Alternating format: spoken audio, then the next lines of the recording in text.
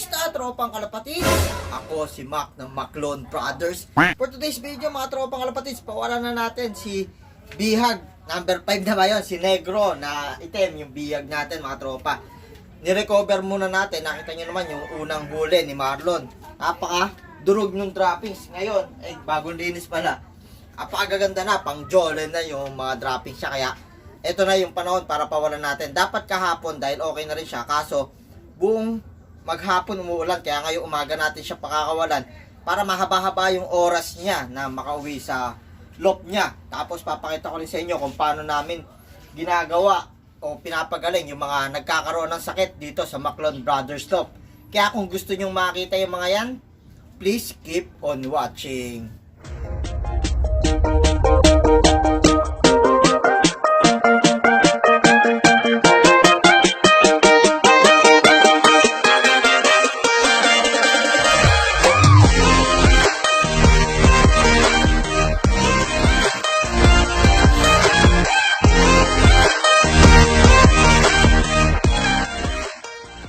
Welcome back mga tropa. So unahin na nga natin pakawalan si Bihag number 5 natin, si Negro. Noong unang dumating dito yan, puro berde yung dumi niya. Pero ngayon, okay na, pati katawan niya. Parang ginawang pakainan lang to. Laki na mga tropa, noong una to. Ang payat, tingnan nyo oh. Lobon-lobo yung ano niya. Yung itong tiyan niya dito, oh, grabe. Yung nail niya. Ito. Nilagyan na rin natin ng love letter mga tropa para makauwi talaga.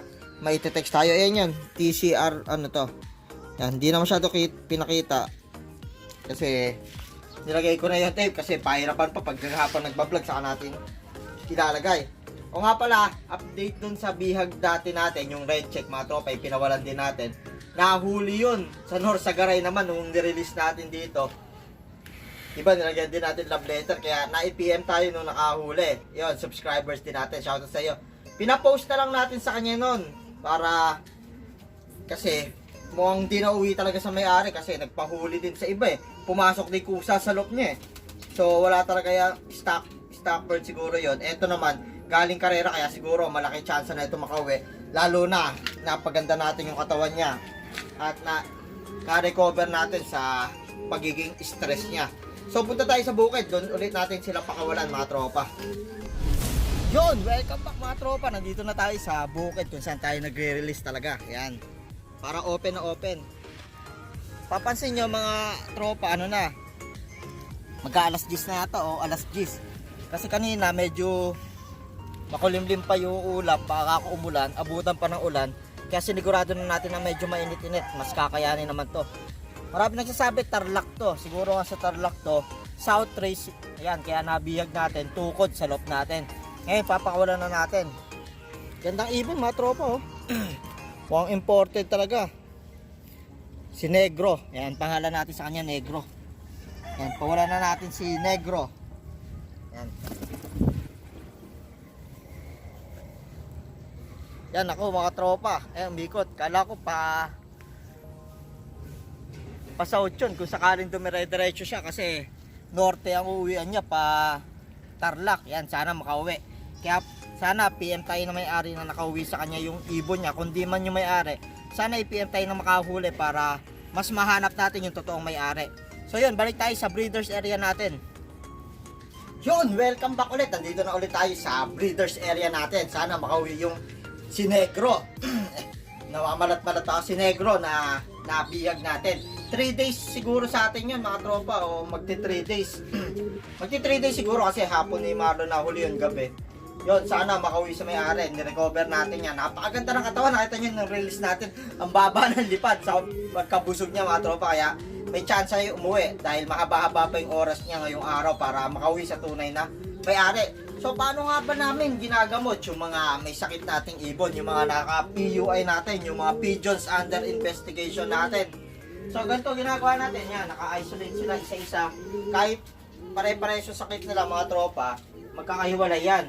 Tapos pinapasubukan ko kay Marlon niya kung di kumakain. Kasi sabi ko nga sa inyo mga tropa, ang kinamamatay ng mga ibon, hindi naman yung sasakit nila eh. Ang kinamamatay ng kadalasan ng ibon, lalo na yung magugulang na, sa sobrang payat mga tropa, doon sila nadadali ng kamatayan dahil hindi sila kumakain. So ginagawa namin, sariling subo, ginogota mga tropa, kung di man, sinusubuan namin. Tapos ito may mga natitira nilang pagkain, hindi natin isasama sa mga ano natin, patukaan na binabalik pa, hindi na mga tropa. Yan patukaan nila, yan ulit yung lalagay natin mamaya kasi yan yung kanila, kasi contaminated na nila yun. Baka pag sinalo natin dito, hawa-hawa yung mga ibon natin pag may sakit mga tropa. So ito, papainumin din natin ng gamot. Ang ano dito mga tropa, sipon saka iCold, usong-usong ngayon dahil sa panahon. So ito, Cure Gold mga tropa. Hindi na natin ano yung Doxylac ang pinapainom natin. Hindi na natin tinuloy yung Doxy Plus, ay Doxylac. Ayaw nang gumaling, baka na-immune na sila. So, nung loading, bumili kami ng Cure Gold mga tropa. Mabisa to sa sa One iCold, kaya susubuan natin sila.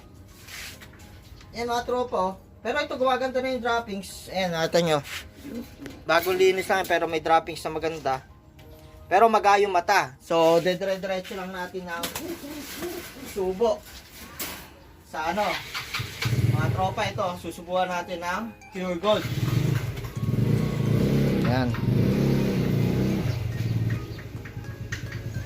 Maganda, maipasok nyo ng gusto sa bibig talaga mga tropa hanggang sa butche. Pinababa natin yung gamot para hindi na nila isuka. Ayan. Mararamdaman nyo naman yan, kaya hilutin nyo lang pababa. Yan, natin to, si Rare Color. Mga tropa, nakapikit yan, ngayon nakadilat na, pero may maga pa rin. Pag tuloy-tuloy nyo lang yung Cure Gold, magaling talaga yung pagaling ng iCold. So ito naman yung isa natin, bigay sa atin ni paring Rio. Yan. Galing na siya kaso payat. Ito naman nagkaroon ng halak mga tropa. Ayun niya, parang wala naman na siyang halak. Kaso, kailangan natin tuloy-tuloy na gamutin para sa ikagagaling niya. Hindi kayong manghinayang mga tropa sa mga gamot na binibili natin dahil baka maging kapalit pa niya. Pag tinipid niya yung ibon niyo, mamatay pa. So ito ay isa, Vandenbroek na galing kay Pax. Ito, malapit na itong maibalik sa natin, stock lot ng mga hen kasi galing na to. Nagka-iCold dyan, yan, galing na. Pero diretso pa rin natin yung subo nito para tuluyan ng gumaling. Yan. Mga 2 araw pa, obserbahan, pag di na bumalik yung sipon saka iCold, diretso na siya sa stock area. Ito, galing mga tropo. Kahit may mga pare-parehas na sipon yan, iCold, hindi natin pinagsasama sa isang kulungan para mas mapabilis silang gumaling. Yan, hiwa-hiwalay yan. Buhabara-bara ako na yung yan. Ito yung cock natin. Nasa pliers natin to. Kaya sana mapagaling na ng gusto nang maibalik na natin. Fiberman, yan mga tropa. Fiberman, Peter C yan, bigay sa atin ni paring Rio.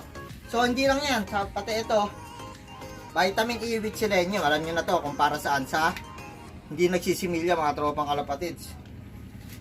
Ang gagawin natin dito, papainom natin kay Pulling King. Ako ay pa bukas. Yan.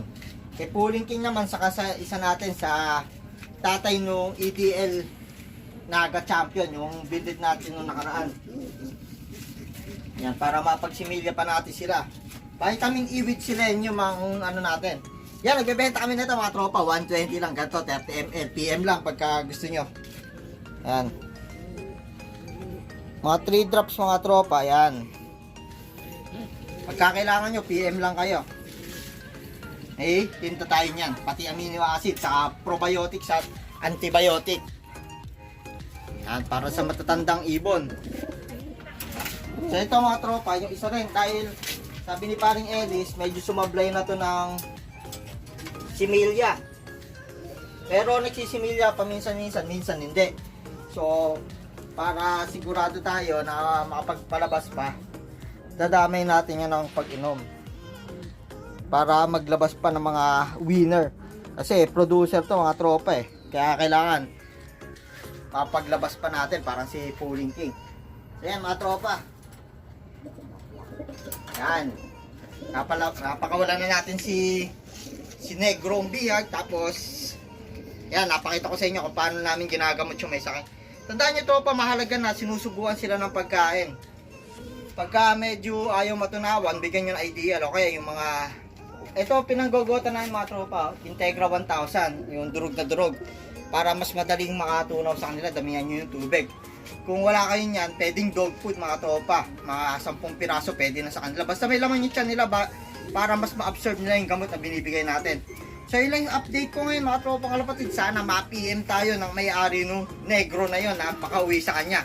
So susunod, update naman tayo sa mga breeders love natin, yung mga breeders natin na nakasalang kasi mga paitlog pa lang. So yun lang yung video natin mga tropang kalapatid. Kung bago ka sa channel namin, welcome sa Maclon Brothers TV. Kung ikaw nanonood ka at hindi ka pa nakasubscribe, subscribe ka na. Click mo na rin yung notification bell para updated ka sa latest uploads namin. Yun lang mga tropa, maraming salamat.